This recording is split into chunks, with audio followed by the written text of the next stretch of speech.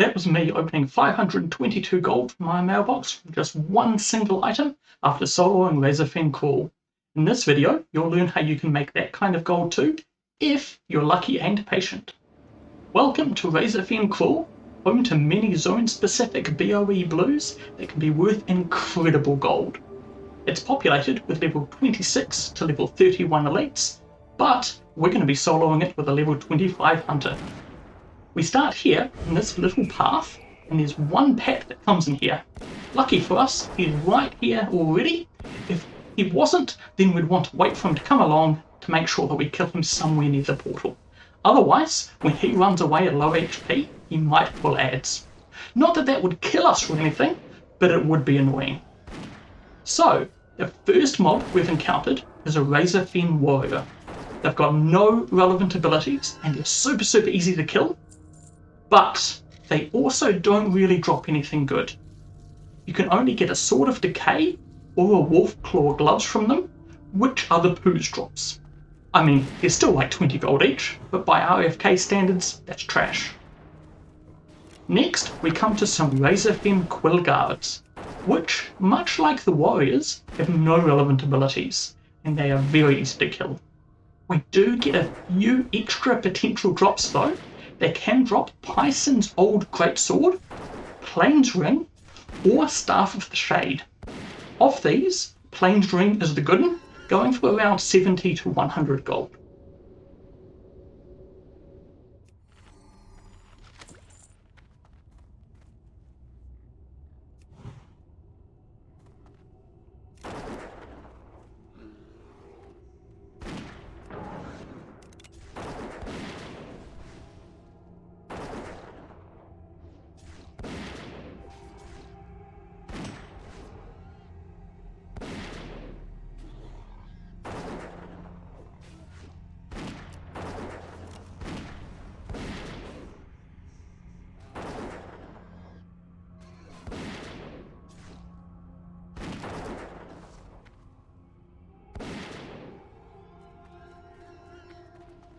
Razorfen handlers have a ranged attack, and they come with a pet, which we will want to kill first because it has very little HP.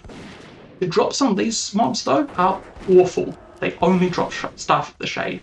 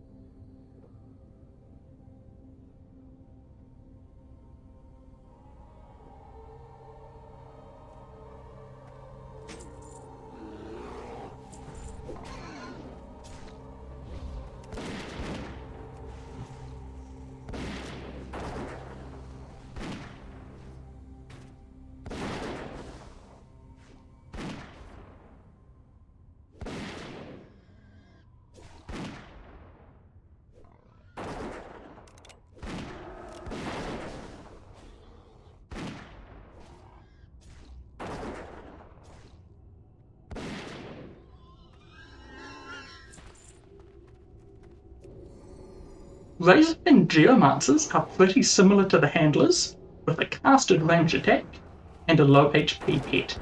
They also have that reduced drop table with only Wolf Claw gloves available from them. Now here, my multi-shot going wild was a bit of a minor mistake.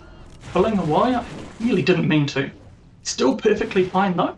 We can fight two of these guys at the same time whenever we need to. You just tank one yourself, and then your pet tanks the other.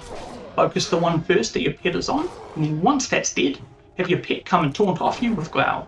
You may or may not need to mend pet, depending on what your gear level is.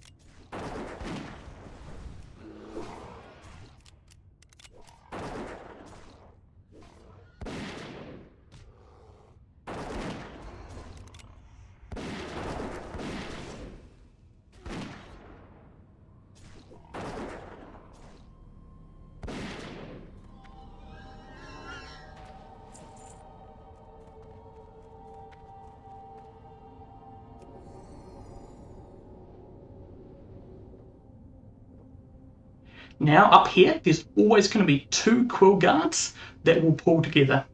So normal deal, we'll tank one and our pet will tank the other. Here I'm going to use a freezing trap, give myself an extra 10 seconds though, since on this character my gear is pretty bad.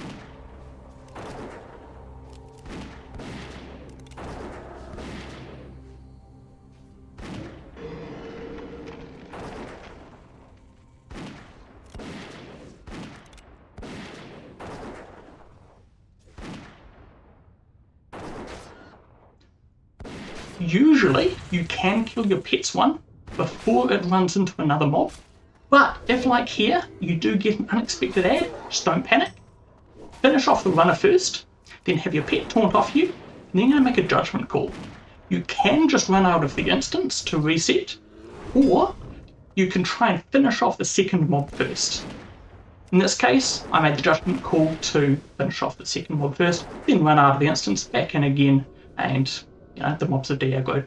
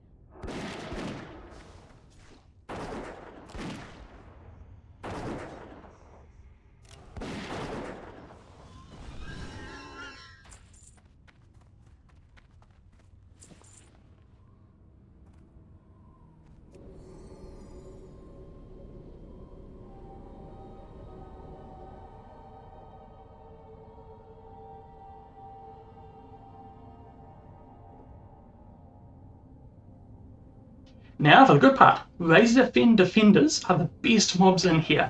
We want to kill all of them that we can possibly find.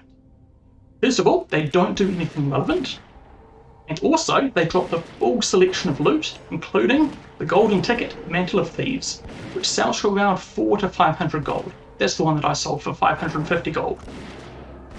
The only caveat here is that they're level 27 to level 28 elites, and they'll often be coming in a pack of 2. So if they both roll level 28, the pool's just going to be a little bit tough. So I always like to use a freezing trap here. I'll send in my pet, I'll let it establish aggro for a few seconds, and then I'll multi-shot to pull the second one to me. I then let it sit in the trap for the 10 seconds, and then wail on me while I burn down the one that's on my pet. If the trap resists, don't panic, you should still be able to kill the one on your pet without any risk to you dying yourself. You might need to run out of the dungeon to de-aggro them though after killing the first one, and that's just going to depend on what your gear level is. In my case, I was able to kill both with heavy use of Menapet, which, by the way, you'll notice here I'm using a bear. You can do this farm with any pet that you like. I personally prefer to use a bear since they're very tanky, but they can still learn those abilities Bite and Claw. They're going to do less damage than a cat, of course, but in situations like this, can be the difference between able to make the pull or not. My gear, again, is pretty mediocre. It's just an alt for me. But if you have really good gear, you can probably be pretty happy about using a cat, and the run will just go a little bit faster. Now, when we come up to this path here, be careful. There's a patrol of 2 Razorfen defenders that comes down it, starting from the far side. We will want to kill them when we can, but we just need to make sure that we don't aggro them while we're fighting anything else, or it's going to be bad times.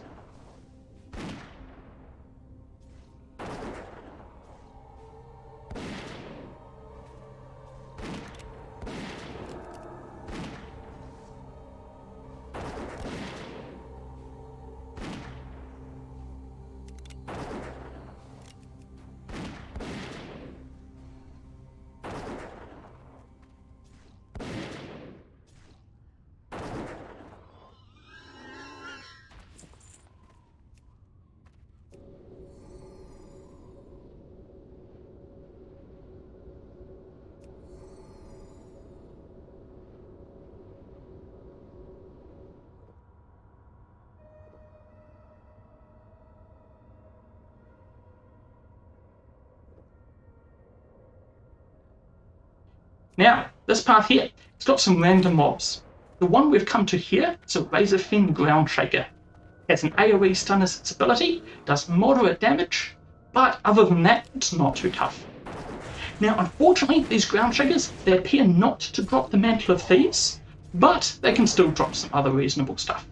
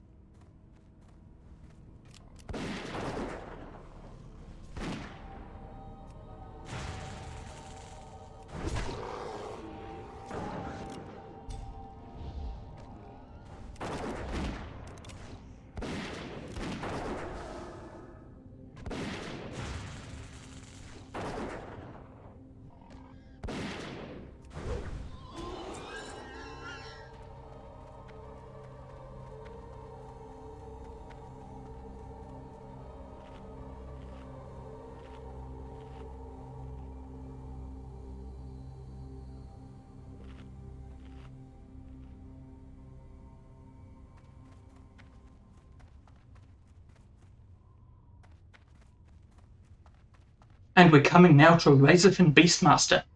Here we've got a pet to kill, which as usual we're going to want to do first. It's a low HP mob. The main ability we're going to want to watch out for here though with this mob is the Poisoned Shot.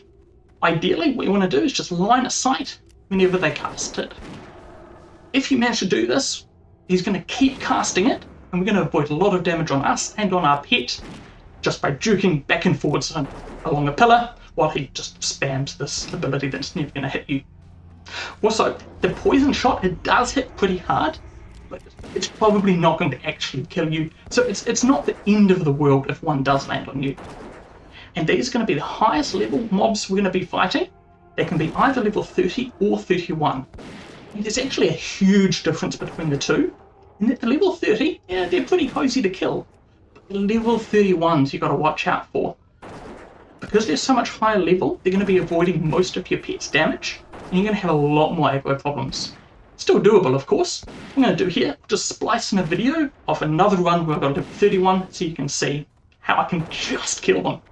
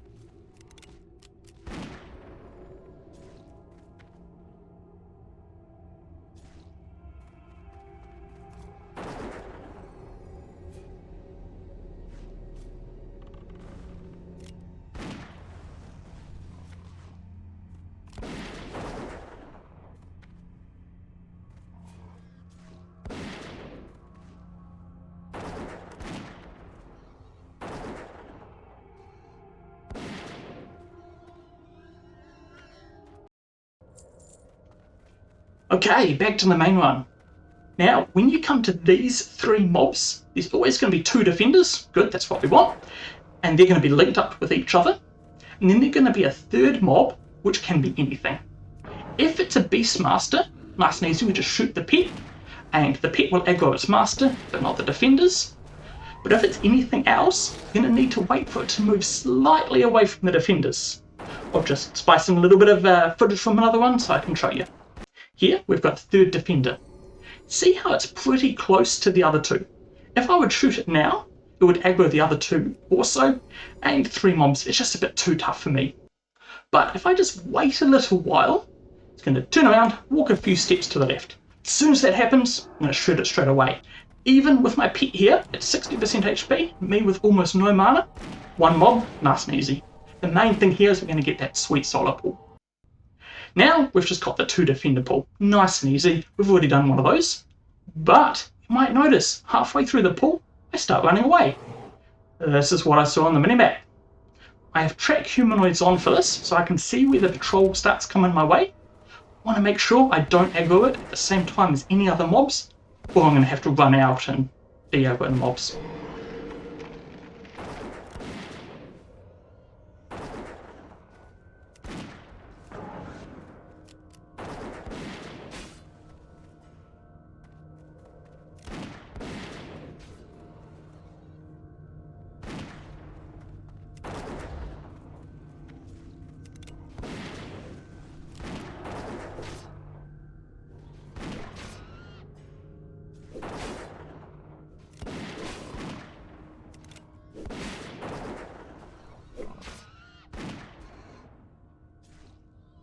As it happens, due to how far I had to pull back, I wasn't quite able to kill both.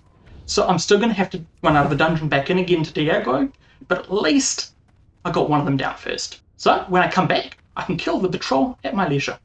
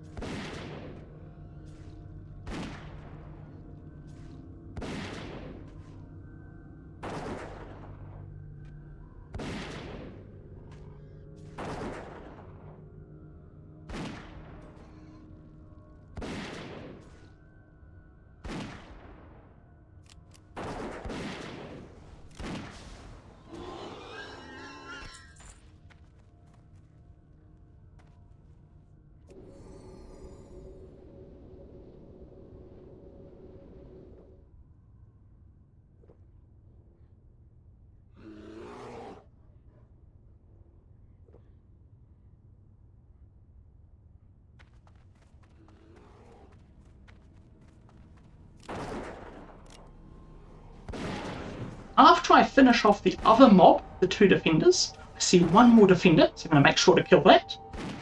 Here's about where I reset. You could go a little bit further, but there's lots of nastier mobs up here. They really don't have the drops to make up just how annoying they are. There's also, in the dungeon, a few paths I just didn't go down. I think that the tunnel with the 6 guaranteed defenders, just the best efficiency, because the defenders are easily the best things to be killing. They're really good drops, no abilities, easy peasy. Now, finally, I did get most of the different mobs that you can see this run. There's one that just didn't spawn this time, so I'm going to show it from another run. This is the Death's Head Adept with 2 abilities. First up, it's got a Frostbolt. That's going to slow you just a little bit. And then you've got a Frost Nova, which snares. When it Frost Novas your pet, it's just going to toddle away a little bit, so your pet can't attack it. There's some chance that you're going to pull aggro off your pet when that happens, but really who cares. The Frostbolts do like no damage, just tank him with your face. Okay, final thoughts. I did this with fairly low gear level and no consumables, but I did have the Black Fathom world buff. This farm, it does need some level of gear, like probably you want at least pre-best in slot, but if you've got pretty bad gear like me, then just use a few consumables and or some world buffs. The main mandatory thing is you must be Beast Mastery. Here, I'll pop up the talents and the runes I use for a bit of a reference. Pretty standard raid spec. Skip any utility like improved cheetah or pet move speed just for raw pet DPS. For runes, the ones that matter are Lion and Beast Mastery. I mostly just use Kill Command because I don't really have a good two-handed, so I dual wield. If you have better gear than me and you've got a nice two-handed, you can use Flanking Strike over Kill Command and melee wave just a little bit more than I do. It's not required, of course, just makes things a little faster. And that's all for me. Thank you very much for watching. Please do subscribe. That's the thing that helps me absolutely the most. And I'll have some more great videos coming for you very soon. Bye for now.